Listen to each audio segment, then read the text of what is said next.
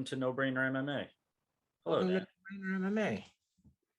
I'm taking a slow approach today. I am slow. Yeah, mentally. I'm slow mentally today. I've had a long day. Not just today. No, I kid.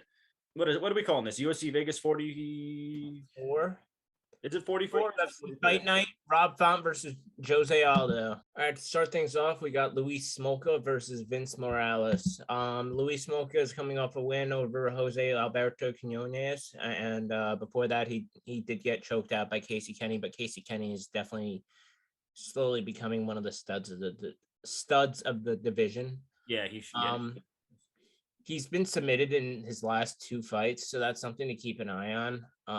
But he did beat Matageri by submission, so he's got some submission game of his own. He's honestly a pretty good fighter. I mean, when I think of Luis Smolka, I think more of like a flyweight, honestly. Yeah. And then we got Vince Morales, who's coming off of that pretty impressive win over Draco Rodriguez. I don't think either of us had him in that fight. But Draco Rodriguez is kind of, it's like, I think he's cut now, and he's been cut for a while. He wasn't really there yet. He was young though. He was only like 23 years old. But like, no, he wasn't UFC level yet.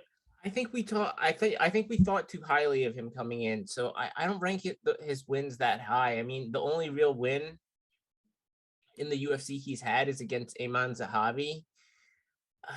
I just like Luis Smolka's UFC experience. I know he's probably fighting a bigger guy, but like he's fought Matthias Nicolau, Tim Elliott, Ray Borg, Brandon Moreno, fucking beat Matageri, Casey Kent. Like he's fought everybody in the flyweight division.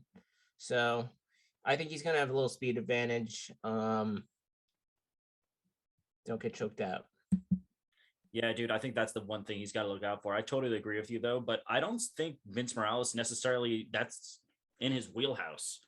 It's not really. Yeah, he does. He averages 0.2 takedowns per fight, 50% takedown defense. I could see Smolka even taking him down a couple of times. And his striking it like isn't even totally, that's his strong suit, and it's not even that good. He's got like a plus 0.3 striking differential, only 39% striking accuracy. I'm definitely liking Luis Smolka in this one to start the night. And it's he's a slight favorite at -140. So yeah, 140. Okay. Yeah, you never know. Both guys have like kind of not the best looking records either. 10-5, 17-7. They've seen loss plenty of times. Yeah, but yeah, I like Luis Smolka, Dan. I'm agreeing with you. I like to hear. That'll bring us into our next one: Alex Morono versus Mickey Gall. Alex Morono, 3-2 in his last 5. Very well-rounded fighter. 2nd degree black belt in BJJ, black belt in Taekwondo. But his greatest strength, I think, is that fight IQ of his. Super smart fighter. And since moving to Fortis with head coach Saif Saud, he's really started to come together. He's gone 7-3. He's got a plus 1.2 striking differential. It's 52% takedown defense. It has improved though over the years. He's taken on Mickey Gall, 3-2 in the UFC. In his last 5. He's an accomplished grappler, but I haven't really liked what I've seen. He got dumped on his ass by Mike Perry. Yeah, he's lost. His 2 losses are coming from. His only 2 wins in his last 5 are coming from an ancient Diego Sanchez, well past his prime. He's 1-4 at the time, and then like you said, he fought Mike Perry, who also was he was ragdolling him. Yeah. And did you see Mike Perry actually got a win this weekend, a split decision win in bare knuckle? So we've really seen how far Mike Perry has fallen. Yeah, I want him back in the UFC though. He's entertainment. Dude, I think he's done, man. I don't know about that. Yeah, it's weird. His striking got worse, but his grappling got good. Yeah, and he's pretty young. He's like early 30s. Yeah. Mickey Gall's got a -1 striking differential, 1.3 takedowns per fight at 28% accuracy, only 36% takedown defense, pulls guard a lot. This one's easy for me. I'm gonna go Alex Morono in this one. I'm going to take Alex Morono as well. I mean, when I look at Alex Morono, I'm not saying this guy's, he's the next big thing at 170. I mean, his punches are pretty slow. He's got some good grappling. His wrestling is okay. He's well-rounded, but he's Very not well. jack of all trades, master of none. I would say, if anything, he's the master of like taking the back and Yeah, doing his it. grappling's pretty good. But Solid yeah, grappling. he had that one over. He did TKO Donald Cerrone, so you got to give that to him. But yeah, I just Mickey Gall got ragdolled by Mike Perry. Like fuck betting on Mickey Gall in that fight. Dude, he has the most pathetic resume. Like he actually lost to he's Diego Sanchez's last win, besides that Alex Pereira fight where he obviously lost and was like, no, I can't go on. They called the fight DQ. Like that was Diego Sanchez's last actual. Alex Pereira is gonna be challenging for that middleweight belt soon. Okay, chill out. But like that was his last. Knee? What'd you say? That knee? That knee. Yeah, but like it's pretty pathetic, dude.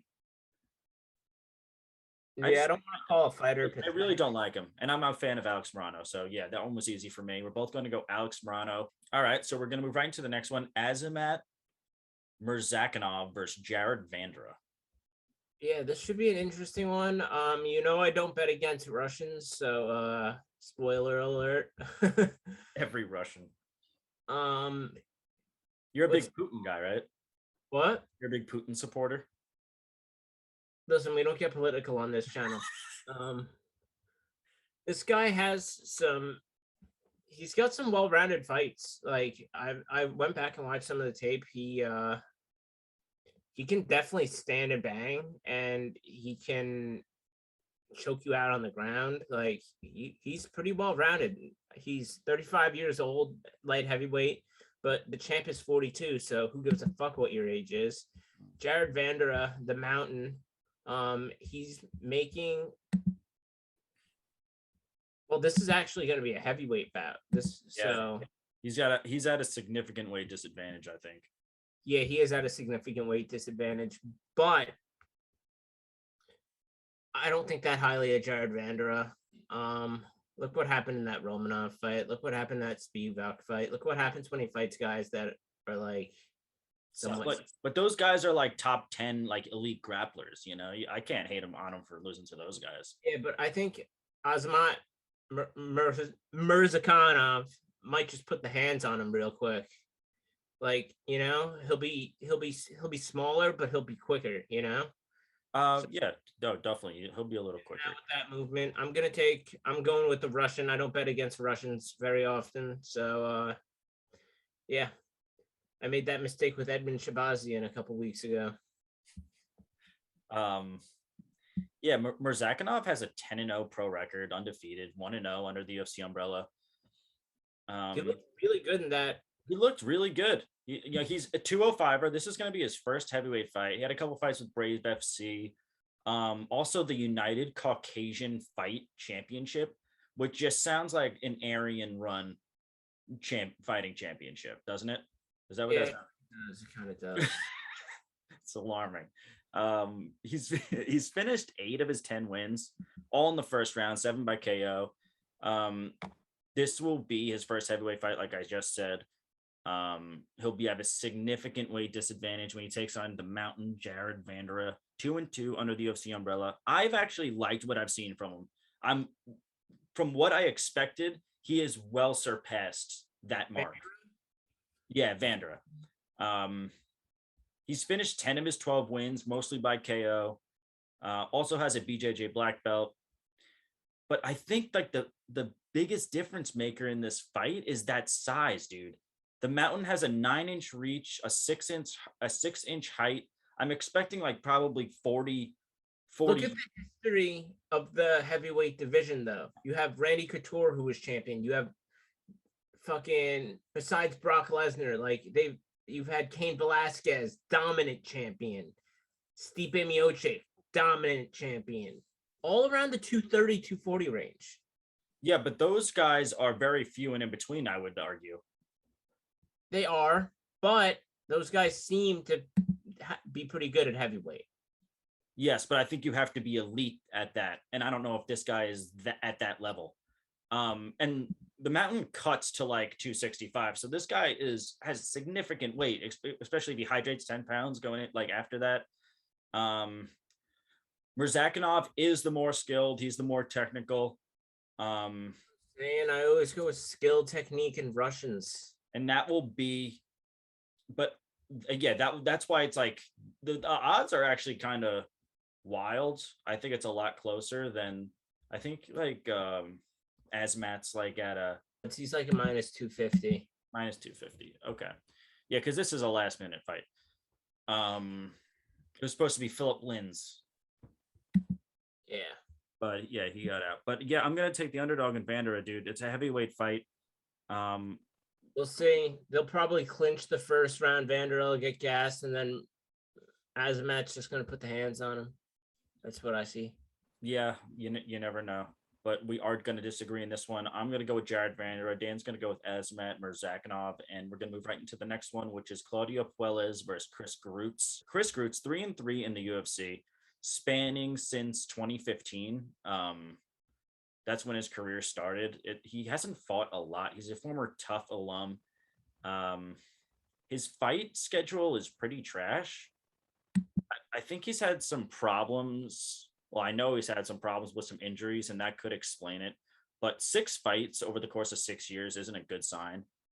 A little undersized for the division, 155, 5'8", 68, only a 68-inch reach, but does average 7 strikes per minute at 56% accuracy and plus 1.7 striking differential.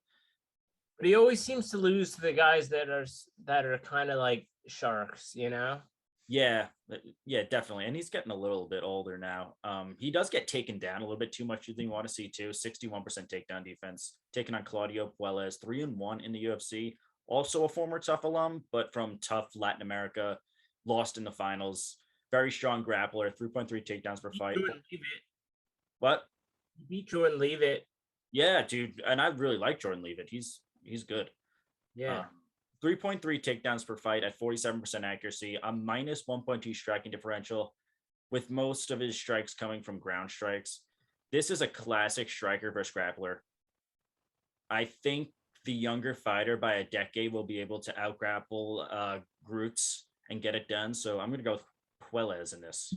So am I, for the same exact reasons. I think he's able to get him down to the ground all 3 rounds, maybe catch him in a sub or something. Who knows? He's been RNC'd multiple times. So yeah, this is a tough matchup for him. What are the odds on this one, Dan? Let's see.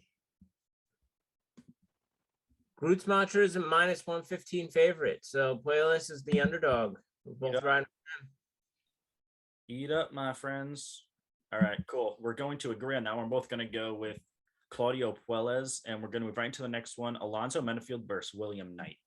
All right, this I am excited for. Both of these guys have fucking power in their fucking hands and knees. Wherever they'll hit you with, it'll be fucking powerful. I'll just say that.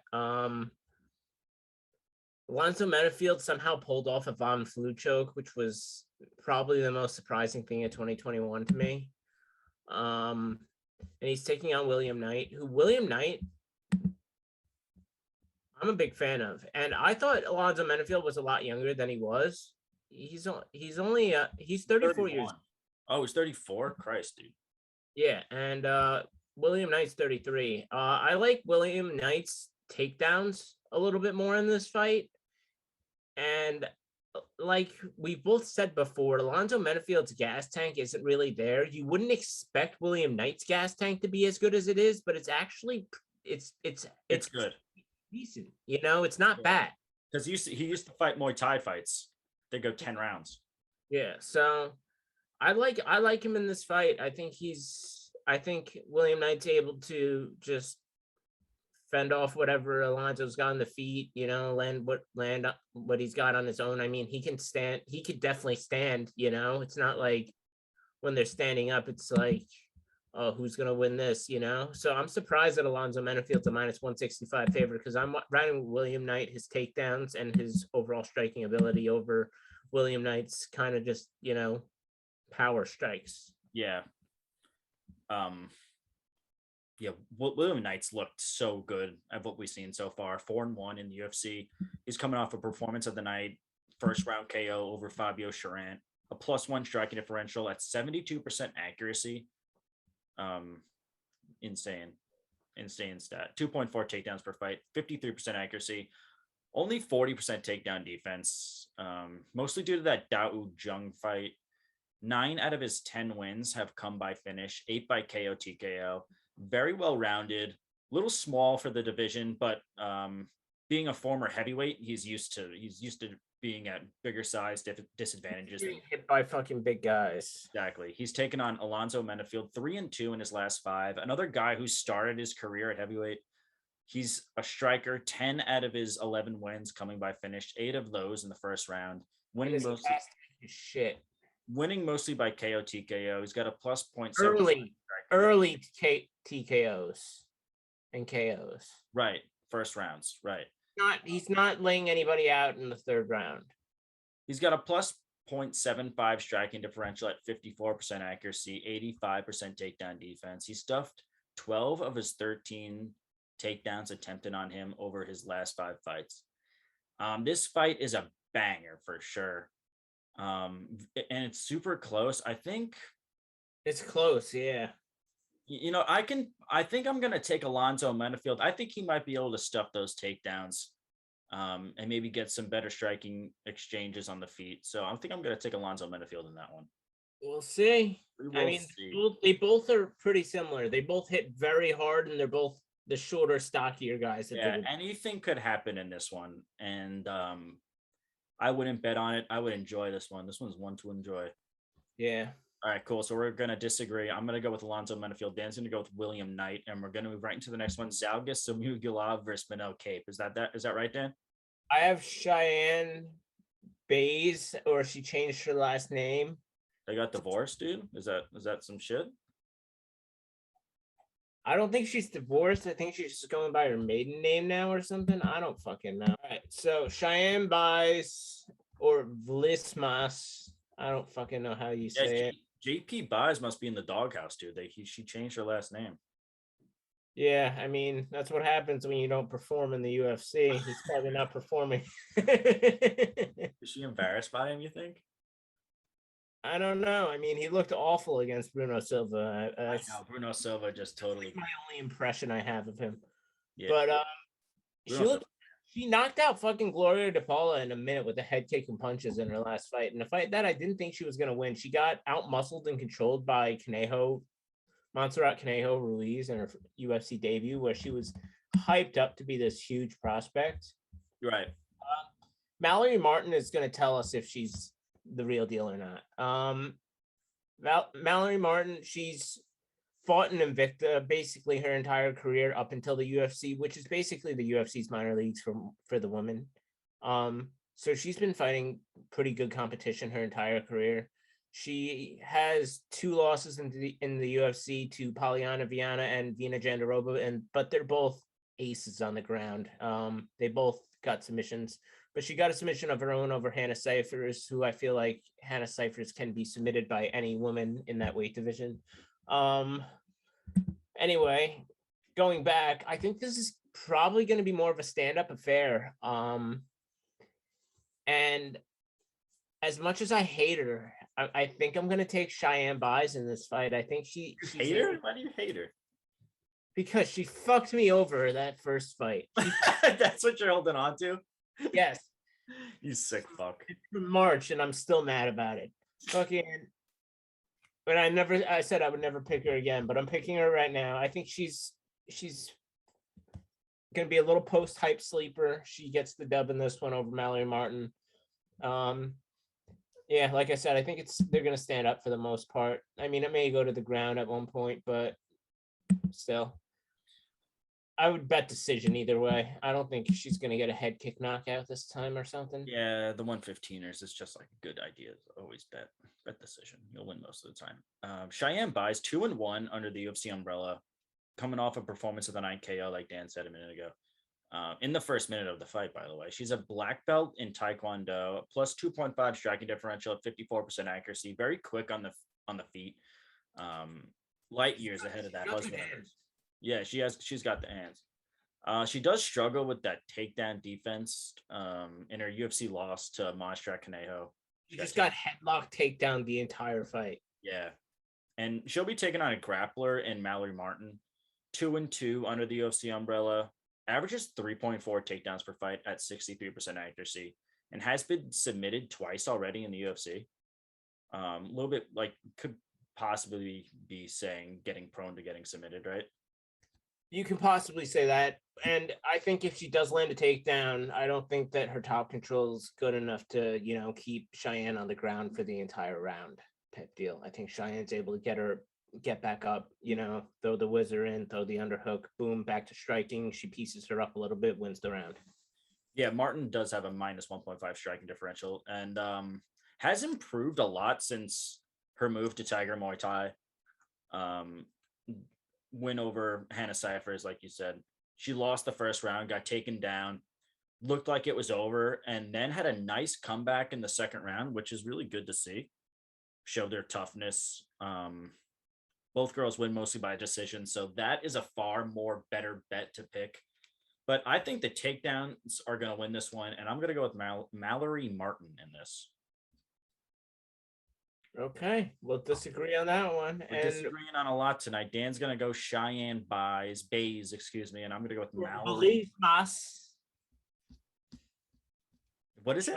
Least. That's why she doesn't go by it. You can't even say it. It's terrible. Maybe the B is silent. Maybe. The B is silent. All right, so that's going to take us into Zhalgas Samugilov versus Manel. Your favorite fighter? Yes. Well, I wouldn't say my favorite fighter. There's other fighters but he's up there. He's a really Max Holloway is our favorite fighter. Yeah, that's my favorite fighter, I would say. You can't go against that. Him and Izzy. Favorite fighters. Connor wouldn't say Izzy, but Connor would put Izzy in his top 10 though. Yeah. For skill, like he's like maybe like top 3. Top 2. And just for being entertaining, he's like a 10. Yeah. Like a 10 out of 10. You like him, Dan. I know you do. I love him. I don't want to talk bad about Watch his YouTube channel. I will. But let me get into I got to watch Zhalgas's YouTube channel. 1-2 in the UFC. Like I said, he was the best 0-2 fighter in the UFC. And then he finally got that win finally over Jerome Rivera. That was a sick guillotine choke. Sick. And it was well deserved. And it was too long for that. He fights out of Kazakhstan, fights out of that prominent Kazakhstani MMA gym, Erkin Kush. He has a slight positive striking differential, 1.4 takedowns per fight at 50% accuracy. Stats don't really show how good he is, though. Those two fights were very close in the UFC. He got thrown to the wolves and got himself into 2 wars with Rulian Paeva and Amir Albazi. What about Manel Kape? He got into Pantoja and fucking Nicolau, and they were both razor thin fights. Oh, I'll get there. He'll be taking on fellow flyweight Manel Kape, who was able to get his first win in the UFC. Also, well deserved. This guy's a star. Also now 1-2, thrown to the wolves. I'm repeating like the same story, but seriously, they were both thrown to the wolves. Alexander Pantoja, who's probably top 3 in the division, and Mateus Nicolau. And I do think, in my opinion, he beat Mateus Nicolau in that fight. So that's how I scored it. His stats are skewed. Like I said, he got into 2 wars to start. So he's got a minus 0.5 striking differential at 47% accuracy and 80% takedown defense.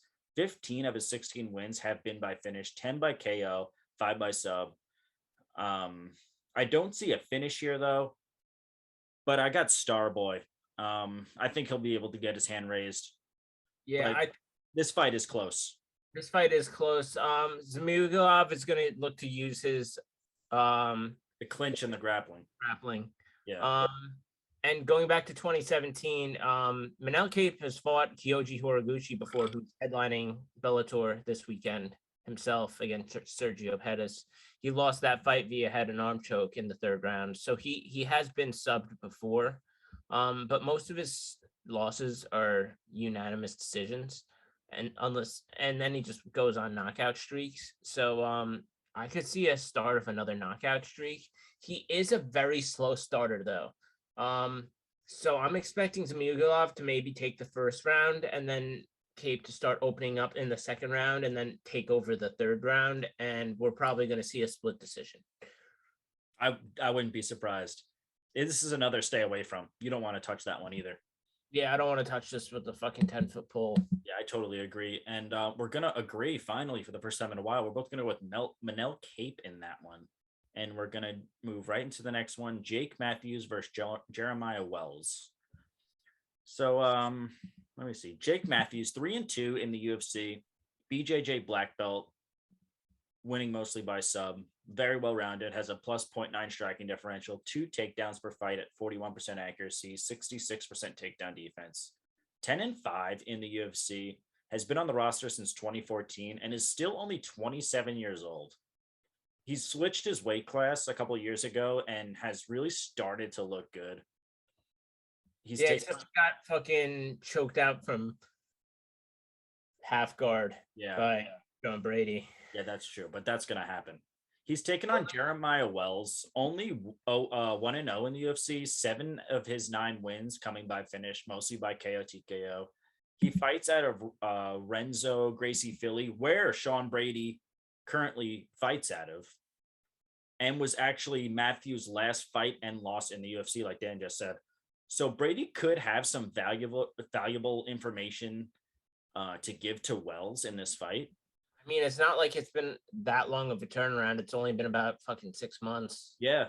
I mean, Matthews is obviously going to make adjustments, but at the same time, like Jeremiah Wells is kind of a different fighter. Yeah, he is a different fighter, but Matthews seems to struggle when he faces decent level grapplers.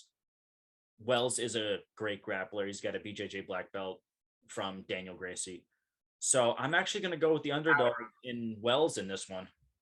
I'm going to agree. One thing he didn't mention was his power. He's got some power. He definitely has some power in his hands. He stopped Warley Alves in his last fight. He back in his Cage Fury fighting championship days, he had a win in 22 seconds with 1 punch. Like this guy looks pretty good. I'm excited. Like the fighting that's coming out of Philly right now is starting to get exciting. So dude, yeah, they got a solid roster on that. Renzo Gracie Philly alone has a pretty solid roster. So yeah, so I'm liking the underdog in Jeremiah Wells as well. Dope, dude. I don't know what the numbers are at right now. Do you know? Yeah, let me check. Jeremiah plus 160. I'll take it. Yeah, that's not bad. It is a close fight, but yeah, I'll take that. Awesome. So we're both agreeing, both going to go Jeremiah Wells, the underdog, and we're going to move right into the next one. Mackie Coconut Bombs Pitolo versus Dustin Todorovic. Yes, sir. You want this one, Dan? Want me to get it? Got it. I know you like you. I know you love some Dusko in your life. Oh, and some Mackie bombs, dude. I know. Okay. I knew this would be your fight. Yeah, this next one. On this because I was like, oh, Connor's got it. Yeah, I'm very excited. I'm afraid though, whoever loses might get cut. Honestly, Coconut Bombs might get cut. Yeah, Coconut Bombs, Mackie bombs. I like to call him 1-4 in his last 5. Super entertaining striker. And a very underrated grappling game. Doesn't have the best record, 13-8 pro record. He's got a plus 0.5 striking differential. Also 2.4 takedowns per fight at 52% accuracy and 55% takedown defense. He's finished 10 of his 13 wins, mostly by KO TKO. He's tough as nails. I mean, he was beating Julian Marquez in that fight until he got finish. One-sided. That was a one-sided beatdown until he got subbed. And tough as nails, very tough to finish him by KO TKO. Like he gets tired though. He does get a little tired because he puts out so much volume in those first 2 rounds that you're like, he does slow a little bit, but is questionable on the ground, getting sub 2 times in his last 3 fights. He's taken on Dusko Todorovic, 2-2 under the UFC umbrella on a 2-fight losing streak. Another guy that Dusko might slow quicker than Mackie Bombs though. Maybe. He's on a 2-fight losing streak. Punahele Soriano and RoboCop Greg Rodriguez. Dusko, very well-rounded, BJJ black belt, Taekwondo black belt, plus 0.5 striking differential, 54% accuracy. His grappling stats are poor, though. 5% takedown accuracy. 5%. A lot of them coming from that first fight he had. Only 50% takedown defense, too. His grappling really hasn't looked good so far, which worries me a lot, considering Patolo was able to get 9 minutes of control time against Julian Marquez, like Dan said. Not to mention Dusko slow. I think Dusko slows more than Mackie Bombs, dude. I'm pretty sure. You guys are not cardio machines. No, they are not. Call me crazy. I'm going with Coconut Bombs in this one. I don't know what I'm smoking this week, but dude, I'm thinking Coconut Bombs gets it done. I could see it, but at the same time, I just think that Dusko's just better technically. Like on the feet, at least. I know he's Coconut Bombs throws bombs on the feet, but like Dusko's more of that, like, straight kicks, like he's a well-rounded fighter himself. And he fought Gregory Rodriguez. That guy's a fucking brick shithouse. Like, that guy's crazy. You fucking blame the guy for losing? No. Watch out for Young Park. Like, come on. Like, yeah, he's gonna lose that fight. He just got signed to the UFC. Fucking. Yeah, but Julian Marquez, how highly do you think of Julian Marquez? And that dude almost lost to Mackie Patolo. Like, that's a win. Like, you look at it overall, yeah, he got subbed late in the third, but that's pretty much a win. Like, you got to look at it from that perspective. Like, he was beating Julian Marquez is a world beater I think Julian Marquez beats Dusko Todorovic. I don't know. I think Dusko Todorovic needs to get a win to get some confidence underneath his belt, and then to just start flying in the UFC. Grapplings just looks so poor. It is, but these fucking. I don't like to bet against these Eastern Europeans. I really don't. Yeah, you're into the Eastern Europeans, but we're gonna disagree on this one. I'm gonna go Coconut Bombs. Dan's gonna go with Dusko Todorovic, and which leads us right into the next one, which is Brendan Allen versus Chris Curtis. I could take this one. Take it away. This one's gonna be pretty simple. Brendan Allen's gonna win this fight. I know Chris Curtis had that sick comeback against Phil Hawes, but listen, you're not going to win a bunch of fights in a row fighting on short notice against fucking really good guys, and Brendan Allen is fucking really good. His ground game is fucking pretty phenomenal, if you ask me.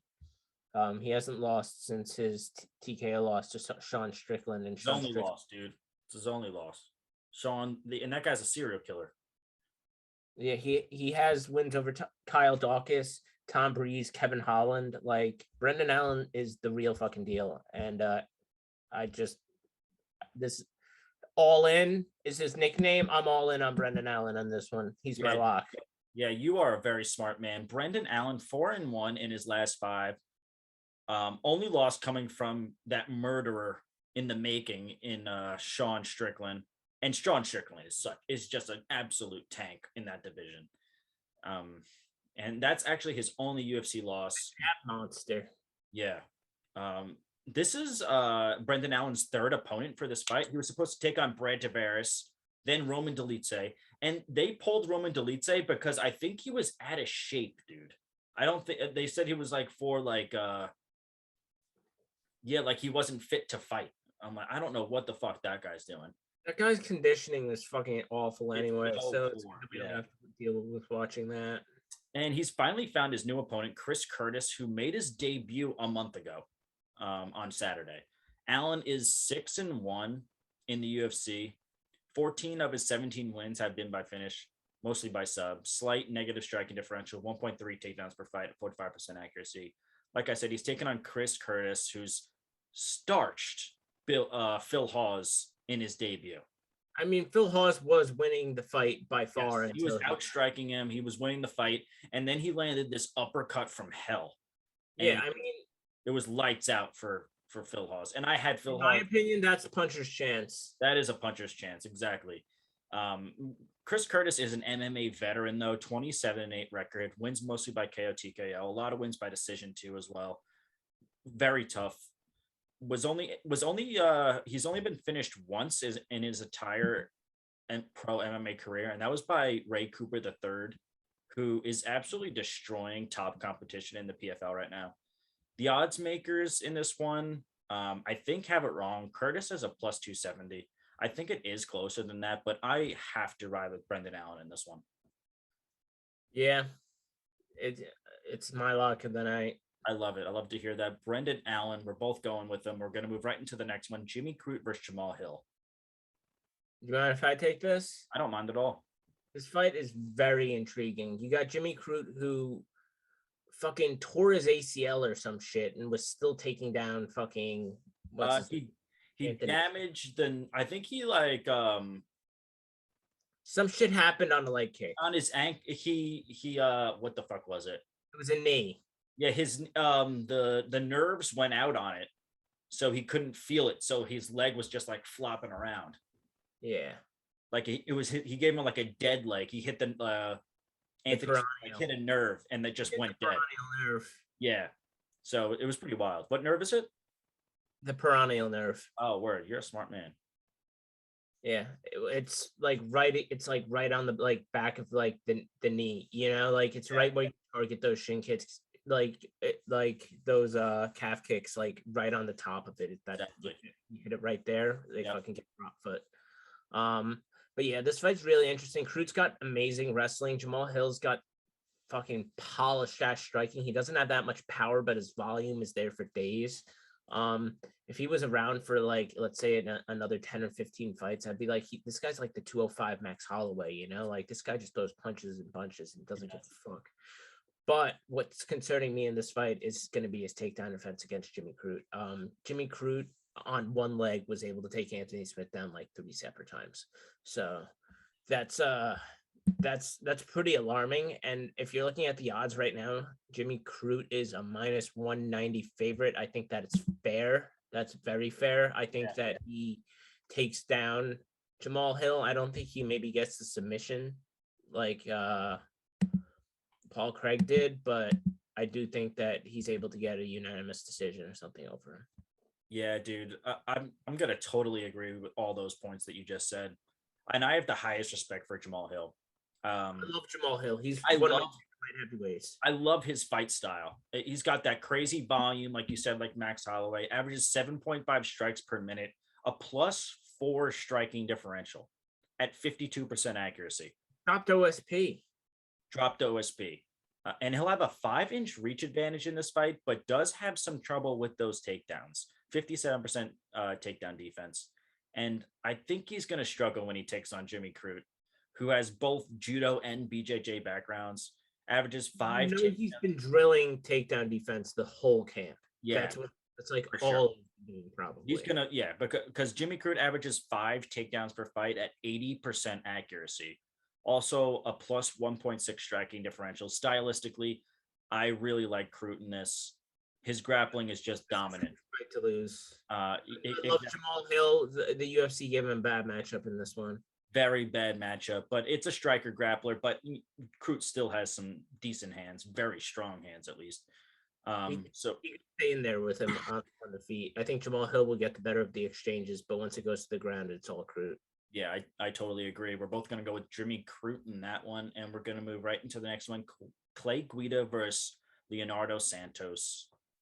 And, Clay Guida, he's back again, a week away from his 40th birthday. He's two Do we want to see him, though? Not necessarily. Well, maybe. I kind of want to see him. 2-3 in his last 5. His only wins coming from Michael Johnson, who's riding right now since that fight a 4-fight losing streak, and BJ Penn, who since losing to Clay Guida, it was riding a 7-fight losing streak.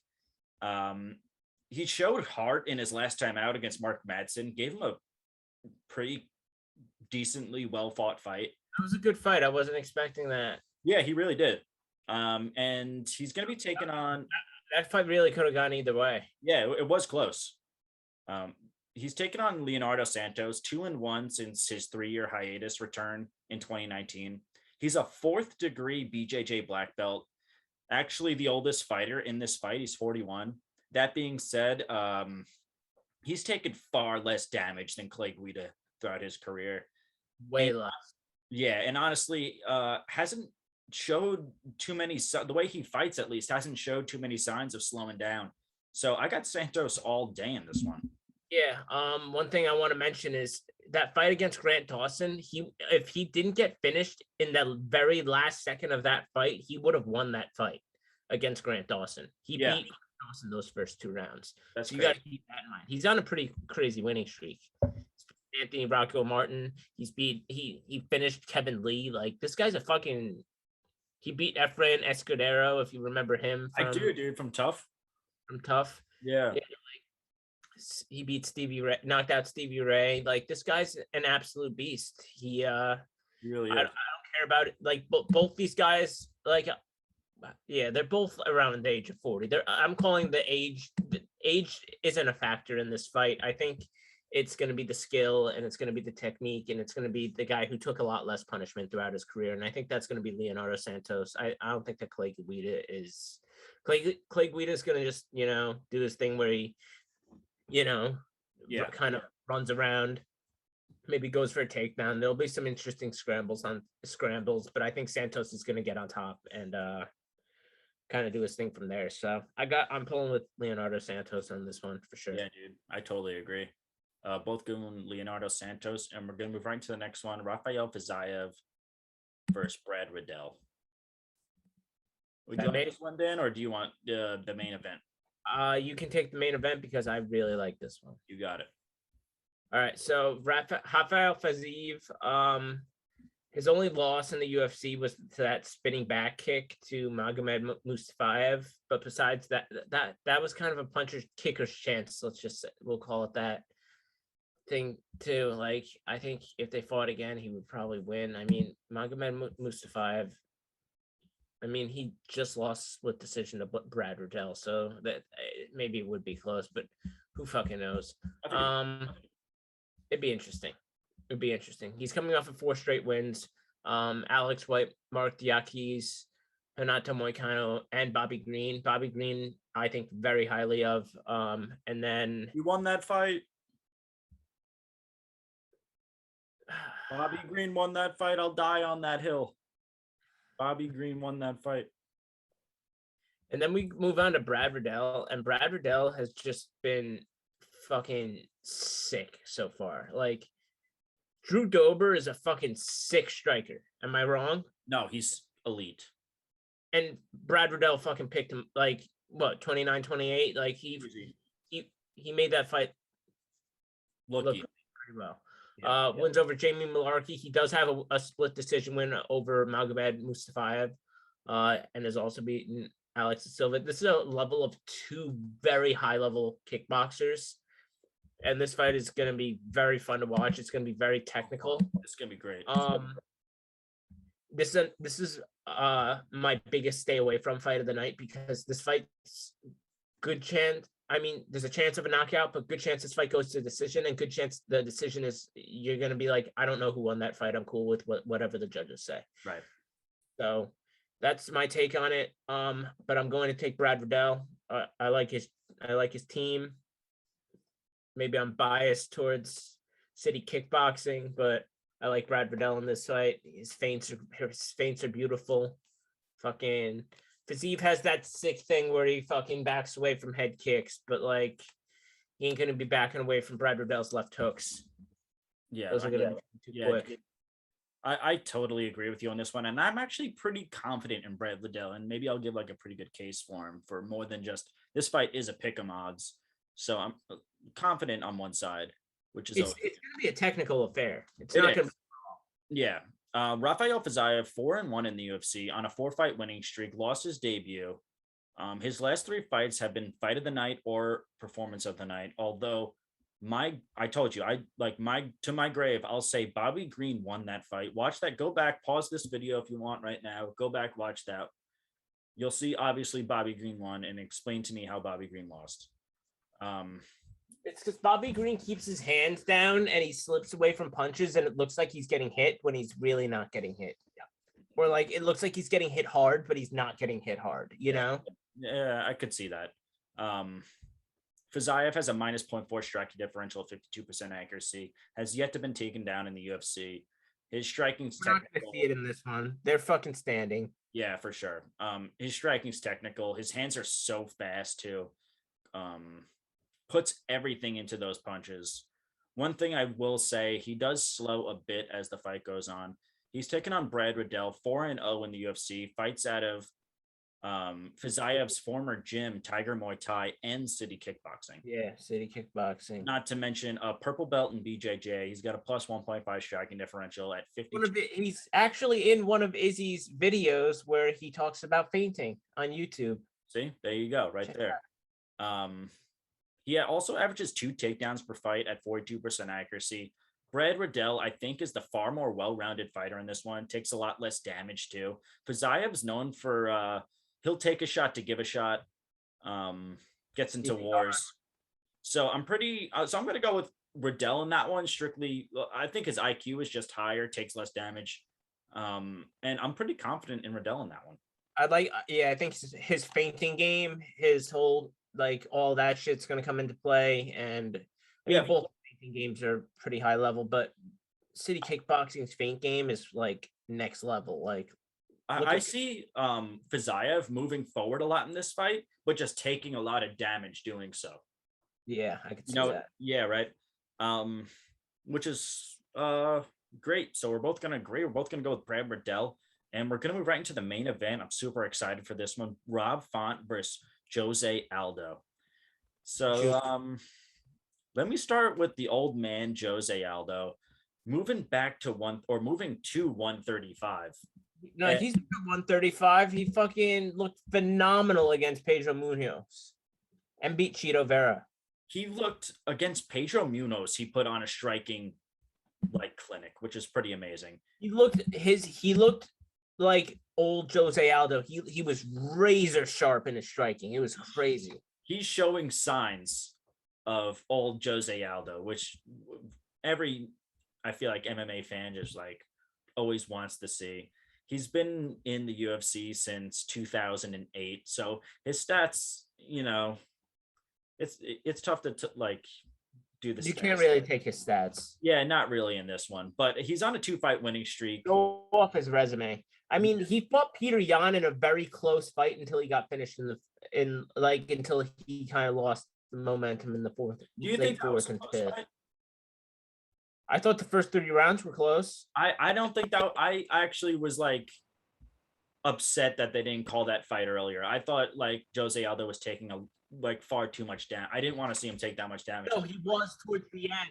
Yeah. Like the first 3 rounds, it was competitive. Yeah.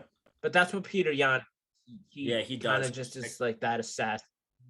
And he's like, all right, now I got all your reads. Now I'm gonna fucking not take you the fuck out. And he's gonna be taking on Rob Font, who is on a 4-fight winning streak right now. Cody Garbrandt. Jab machine. Yeah, he fought Cody Garbrandt his last time out. Put on an absolute clinic. He is a big guy he could be easily like a 155er. He's a 135er. He's absolutely huge, 5'8", 71-inch reach, but is absolutely huge. He's got a +2 striking differential at 43% accuracy, 61% striking defense, 1.2 takedowns per fight at 40% accuracy. He was able to TKO or KO, I guess, Marlon Morales in that fight. It was performance of the night. Talked about. And like I said, he just absolutely picked apart Cody Garbrandt. in that fight. Jacked to death. Rob Font is the future of this division and can really compete probably for a title after this win. His size is absolutely huge and his striking is elite. So it's hard not to pick Rob Font in this fight. Yeah. I'm going to say this fight goes a little closer because of how good Jose Aldo looked against Pedro Munoz, who is a really good striker in his own right. Pedro Munoz is a great striker. But Rob Font just has that fucking killer jab that he's just going to pick apart Jose with, I think, throughout the entire course of the fight. I see this fight going to a decision, honestly. I don't see a finish, maybe a 4th or 5th round finish on Font's side, if anything. Jose does slow down towards the end of fights. That's been pretty well documented. Yeah. But yeah, this fight streak he's on, it's been very impressive. Marlon Moraes, who before, like, I know he's on a losing streak now, but like he fought for the title like a year before that fight, you know, like, and he went out and fucking starched him. And yeah, Henry Cejudo really changed that dude's career, man. That loss to Henry Cejudo, he was never the same after that. I know he beat Jose Aldo after that, but that fight was super close too. Jose won that fight, but yeah, he looked phenomenal against Cody Garbrandt. I don't know what to think about Cody Garbrandt right now, but yeah, still. I actually, I know his chin is questionable, but I would like to see Cody Garbrandt maybe move to 125 to see how he does. He is moving to 125. He's fighting Kai Kara France. Yeah, I'm excited about that one, honestly. Like, I think it's a solid move. I know you don't want to see a guy do that, but his back is against the wall. I think Cody Garbrandt's got to do something, or else he could get cut, dude. He's just not performing. I don't think he's gonna get cut. He's still ranked. He's still gonna be. He could still, like, you know, like, he's still gonna beat up the guys at the end of the rankings. Like, you know that. Yeah, I think that he's got the name behind him too. Like, this New England cartel that's fucking formed with Rob Font and some of these other fighters. Yeah, they're the real deal. So I'm gonna take Font 48, 47, 49, 46. Yeah, I see this one. I don't see someone getting finished. They're both too good. I agree with you, Dan. I think this one's going to decision, but I'm glad that we're both going with Rob Font in that one. I think it's a solid play. Yeah, Rob Font is definitely a stud. Yeah, agreed. And we're done. UFC Vegas 44 in the books. Any last words, Dan? I'm gonna go lay down after this. I want to go lay down too. We're out of here.